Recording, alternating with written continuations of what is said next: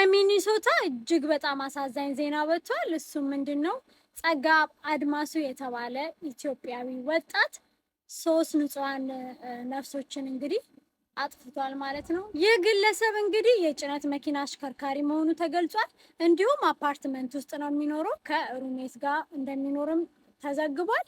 ይህን ድርጊት ከፈጸመ በኋላ ለሩሜቱ እንደተናገረ መረጃዎች ከሟቾቹ መሀል እንግዲህ አንደኛውን 6 ጊዜ ሌላውን ደግሞ 4 ጊዜ መተኮሱንም ተዘግቧል።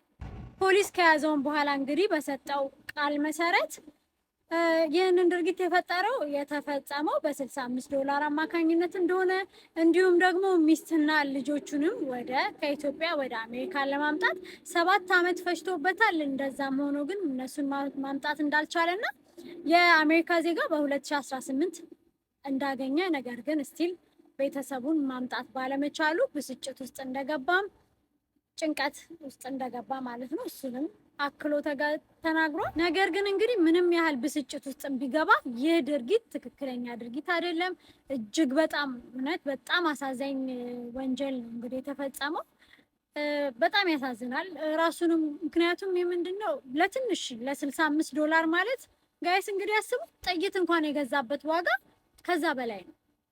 ከ65 በላይ ነው። እንግዲህ እነኚህን ሰዎች ህይወት፣ የልጆቹን ህይወት፣ የራሱን የሚስቱን ህይወት ከዚህ በኋላ እንግዲህ አስቡት። እንዲሁም እነኛ የሞቱት ሰዎች ህይወት፣ በዙሪያቸው ያሉት ልጆች፣ ቤተሰቦቻቸው በጣም በጣም የብዙ ሰው ህይወት ነው የተበላሸውና በጣም ያሳዝናል። በተጨማሪም ደግሞ ይህ ጉዳይ ሚኒሶታ ላሉ ኢትዮጵያን ዲያስፖራዎች እንግዲህ በጣም መጥፎ ኢሜጅ ነው የሚሰጣቸው፣ መጥፎ እይታ ነው የሚሰጣቸው። እንዲሁም በሚኒሶታ የሞት ፍርድ ቅጣት የለም በነገራችን ላይ። ነገር ግን አንዳንድ ባለስልጣናት እንግዲህ ከጉዳዩ በጣም ከባድ ስለሆነና አሰቃቂ ከመሆኑ የተነሳ የጉዳይ ድጋሚ እንዲታይላቸው እንግዲህ ጥያቄ ያቀርባል። በቅርቡ ደግሞ የአሜሪካ መንግስት የቪዛ ቦንድ ክፍያን ተከትሎ የተለያዩ እንግዲህ ቅናሾችን ለማድረግ እየሰሩበት ነበር። ከዚህ በኋላ እንግዲህ ይህንን አሳዛኝ ዜና ከተሰማ በኋላ ምን አይነት ውሳኔ እንደሚወስኑ አብረን የምናየው ይሆናል። እናም እንግዲህ ዛሬ ላስተላልፍላችሁ የመጣሁት መልእክት ምንድነው? ምንም አይነት ችግር ቢፈጠር በራሳችሁ እጅ ለመፍታት አትሞክሩ በጭራሽ ማለት ነው። ምን ጊዜም ቢሆን በህጋዊ መንገድ ለመፍታት መሞከር የተሻለ አማራጭ። እንግዲህ ይህ ድርጊት ለመላው ኢትዮጵያውያንና እንዲሁም ለኢትዮጵያን ዲያስፖራዎች በጣም በጣም አሉታዊ ኢሜጅ ነው የሚፈጥረው ማለት ነው።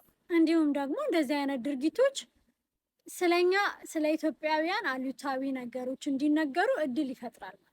ይህ ድርጊት እንግዲህ እጅግ በጣም አሳዛኝ ድርጊት ቢሆንም የተፈጸመው የትኛውንም ኢትዮጵያዊ እንደማይወክል ግን መናገር ፈልጋለሁ በዚህ አጋጣሚ።